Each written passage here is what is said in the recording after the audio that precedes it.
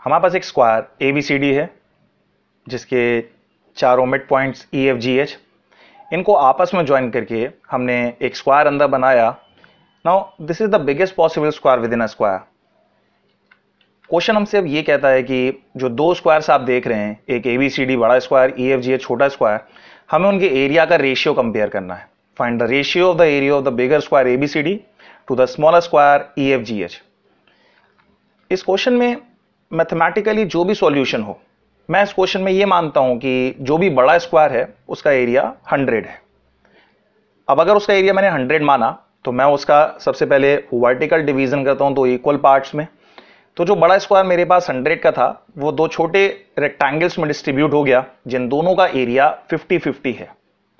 Similarly मैं उस square को अब जरा हॉरिजॉन्टली डिस्ट्रीब्यूट करता हूं। तो हॉरिजॉन्टली आई कैन सी दो रेक्टेंगल्स मेरे पास में है जिनका एरिया सिमिलरली 50 ईच होगा। लास्ट टाइम मैंने इसे वर्टिकली डिस्ट्रीब्यूट किया, इस बार उसे हॉरिजॉन्टली डिस्ट्रीब्यूट किया, और अगर मैं इन दोनों को कंपाइल कर दूं, इन दोनों को मिला दूं, तो मैं ये देख सकता हूं कि जो मेरा बड़ा स्क्वायर 100 का था अब ये चार छोटे स्क्वायर्स में डिस्ट्रीब्यूट होगा जिनका एरिया 25, 25, 25, 25 होगा। आप डायग्राम में देख सकते हैं कि जो 100 का बड़ा स्क्वायर था, now it is being divided into 4 equal squares whose area is 25 each. Mathematically हम एक बात ये जानते हैं कि एक स्क्वायर में क्योंकि उसके चारों इंटरनल एंगल्स 90 डिग्री पे होते हैं तो diagonals divide them into 2 equal parts.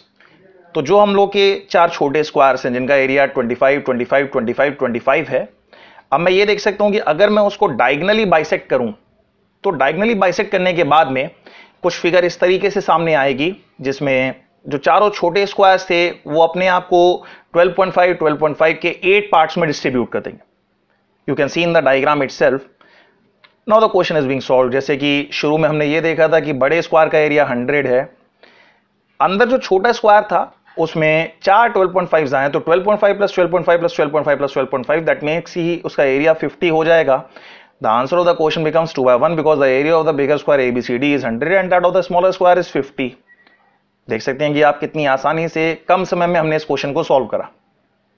इस मेथड को थोड़ा और बेटर समझने के लिए मैं एक और एग्जांपल सामने लेता हूं, क्वेश्चन नंबर 2। इस बार मैंने क्या करा कि जो चार मिड पॉइंट्स थे उनमें से एक मिड पॉइंट कम कर दिया। तो इस बार जो बड़ा स्क्वायर ABCD है उसमें 3 मिड पॉइंट्स हैं E, F and G। You can see in the diagram itself कि जो ABCD हमारे पास एक बड़ा स्क्वायर था उसके 3 मिड पॉइंट्स EFG, अगर मैं इसको चौथे वर्टेक्स D से मिला देता हूं तो मेरे पास एक क्वाड्रिलेटरल तैयार हो जाता है EFGD। एक चतुर्भुज तैयार हुआ EFGD से। नाउ क्वेश्चन अगेन से इसकी आपके पास जो बड़ा स्क्वायर ABCD है और जो क्वाड्रिलेटरल तैयार हुआ EFGD, उनके एरिया को दोबारा कंपेयर करना है। आई होप आपको पिछला मेथड जो मैंने पिछले क्वेश्चन में समझाया था वो याद होगा। मैं उसी मेथडोलॉजी को दोबारा यूज करना चाहूंगा। सबसे पहले लाइक वी नो कि जो बड़ा स्क्वायर ABCD है उसका एरिया 100 है। उस एरिया 100 में हम ये जानते हैं कि हमने उसे वर्टिकली 50-50 में डिस्ट्रीब्यूट किया। जो राइट साइड वाला रेक्टेंगल था जिसका एरिया 50 था, अगर मैं फर्दर उसे दो पार्ट्स में बांट रहा हूं तो पिछली क्वेश्चन की तरह मैं देख सकता हूं कि वो दो हमारे छोटे स्क्वायर से 25, 25 अगेन उसे मैंने डिस्ट्रीब्यूट किया तो वो मेरे पास 12.5, 12.5 मेरे क्वाड्रिलेटरल के अंदर मिल जाता। फर्दर मैं ये देख सकता हूं कि जो मेरा लेफ्ट साइड वाला रेक्टेंगल था, लेफ्ट साइड वाला रेक्टेंगल जिसका कंप्लीट एरिया 50 है, like we had discuss in the question number 1, अगर मैं उसे डायगोनली बाइसेक्ट करूं, बिकॉज एक रेक्टेंगल है और रेक्टेंगल भी स्क्वायर की प्रॉपर्टीज की तरह 2 इक्वल पार्ट्स में डिस्ट्रीब्यूट होता है जब हम डायगोनल बनाते हैं, तो मेरे क्वाड्रिलेटरल के अंदर दोबारा 25 का पोर्शन आ जाता है। तो इस तरीके से मैं देख सकता हूं कि मेरे क्वाड्रिलेटरल के अंदर एक 25 है और 12.5 दो बार है, यानी कि now the question is almost solved. आपके पास स्क्वायर का एरिया 100, जो क्वाड्रिलेटरल बना है EFGD उसका एरिया हो गया 25 प्लस 12.5 प्लस 12.5, यानी कि total area is 50। Hence the answer of the question again becomes 2/1। आपने इस क्वेश्चन या पिछले क्वेश्चन में देखा कि कैसे 10 या 20 सेकंड के अंदर या मैक्सिमम आधे मिनट के अंदर हम इस क्वेश्चन को सॉल्व कर सकते हैं without using any mathematical approach. ये तो मैंने आपको बेसिक क्वेश्चंस बताए। तीसरे क्वेश्चन की जब मैं बात करूंगा, ये बहुत ही कॉमन क्वेश्चन है जो SSC में 2 बार और कैट में 2 बार पूछा था। आई कैन से कि it is the only question जो कैट ने भी अपने आप को रिपीट करा है। चलिए अब डायरेक्टली क्वेश्चन पे आते हैं। हमारे पास में एक स्क्वायर एबीसीडी है। इस बार मैंने उसके 2 मिड पॉइंट्स लिए, एक और मिड पॉइंट कम कर दिया। Now I have only 2 mid points, एक ई है एक एफ है।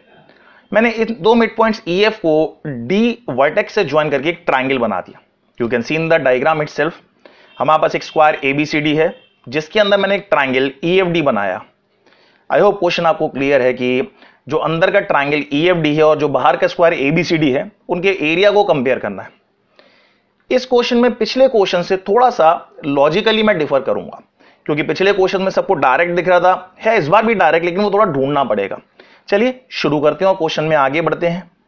सबसे पहले मैं इसे हॉरिजॉन्टली 2 पार्ट्स में डिस्ट्रीब्यूट करता हूं। ऊपर एक रेक्टेंगल बना जिसका एरिया 50, सिमिलरली नीचे एक रेक्टेंगल है जिसका एरिया भी 50 है। अगर मैं नीचे वाले रेक्टेंगल की बात करूं तो मैं ये देख सकता हूं कि मैं फिर से उसे अगर डायगोनली डिवाइड करूंगा तो वो 2 इक्वल पार्ट्स में बटेगा। अगर किसी को कुछ कंफ्यूजन है तो वो इस वीडियो को दोबारा शुरू से देख सकता है और आपको क्लियर हो जाएगा कि मैंने किस तरीके से ये डिवीजन करा था, अगर यहां कुछ भी कंफ्यूजन होता है।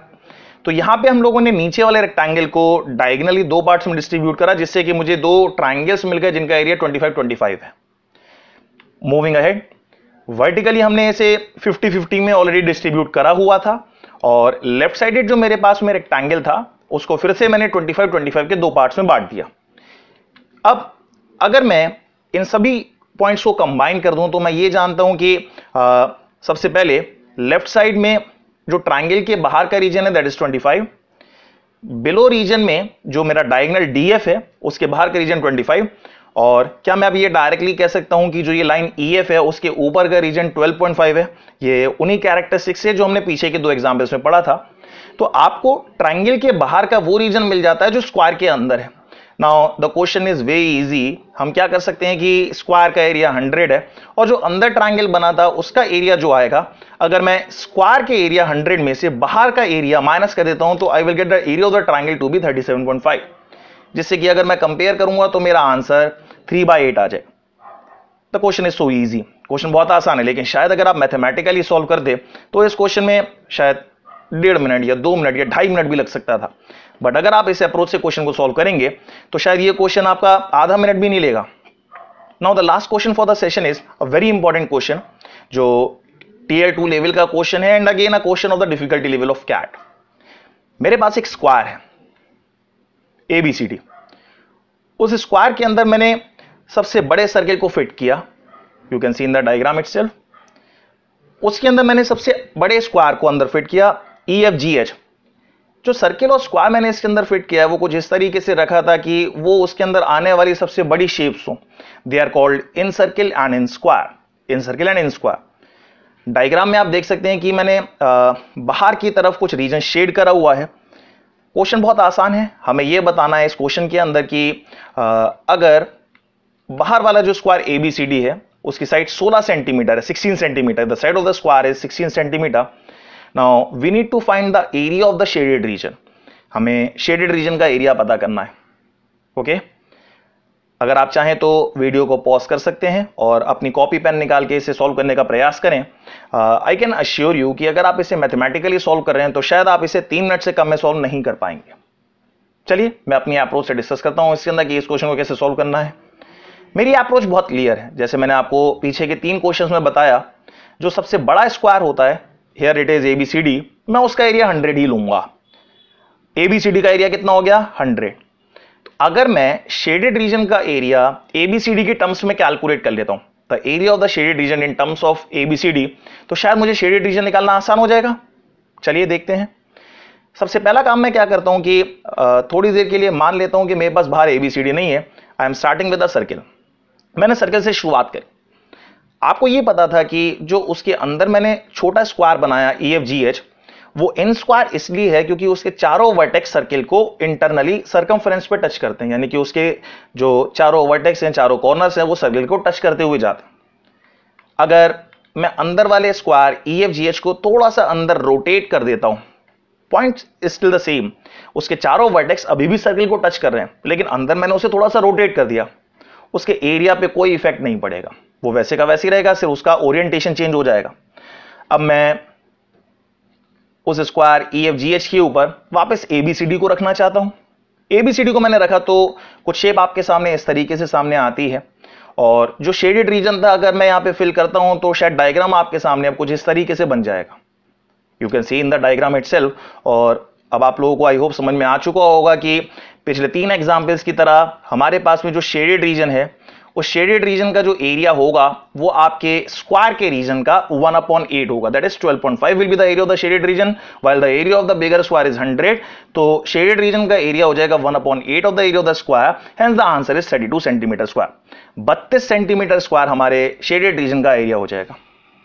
तो आज की इस वीडियो में मैंने आपको ज्योमेट्री के 4 इंपॉर्टेंट क्वेश्चंस बेसिक्स के साथ में और प्रीवियस ईयर क्वेश्चन के साथ डिस्कस किए, जो शायद ये समझाने के लिए काफी थे कि ज्योमेट्री एक बोरिंग और एक टफ टॉपिक नहीं है।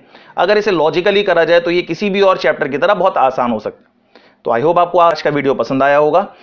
मैं जल्दी दूसरे वीडियो के साथ ज्योमेट्री पार्ट 2 पे आऊंगा। की वेटिंग हो, तब तक मेरे वीडियो को like, comment, share and subscribe करें। Thank you very much and have a nice day.